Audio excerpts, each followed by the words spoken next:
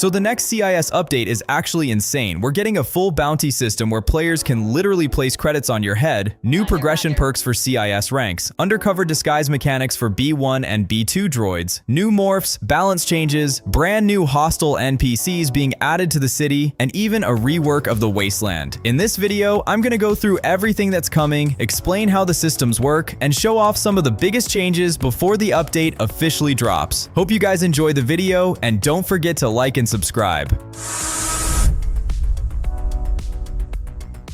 Let's start with the brand new bounty system. With this update, players will now be able to place bounties on other players across the server using credits. So if someone's causing chaos, raiding constantly, or you just want someone dead, you can literally put a price on their head and let the entire server hunt them down. The higher the bounty, the more attention that player is going to attract, which honestly makes this system way more interesting because it adds an actual risk-reward element to surviving. If you build up a huge bounty, people are naturally going to start targeting you for the reward. There are also multiple balance systems in place to prevent abuse. There's a cooldown for how often you can place bounties, along with a separate cooldown for players receiving bounties, so people can't endlessly spam the feature or harass specific players over and over again. One of the craziest parts is that there's no limit to how much credits you can put on someone, so technically, you can fund an entire manhunt against them. There's also a market fee attached to each bounty, meaning a percentage of the credits gets taken automatically. Another huge part of this update is the CIS progression tree, which is finally being expanded and completed with a bunch of new perks and upgrades for higher ranking players. One of the biggest changes we know about so far is that one of the top CIS ranks will have the wind-up time removed from the minigun, which is honestly kind of terrifying because that thing already melts people fast enough. There are apparently a lot more progression perks being added as well, although not all of them have been revealed yet, so there's still a bunch of stuff being kept secret for the actual update release. On top of that, CIS HighCom is also receiving brand new morphs, giving the higher ranks a much more unique look compared to standard units.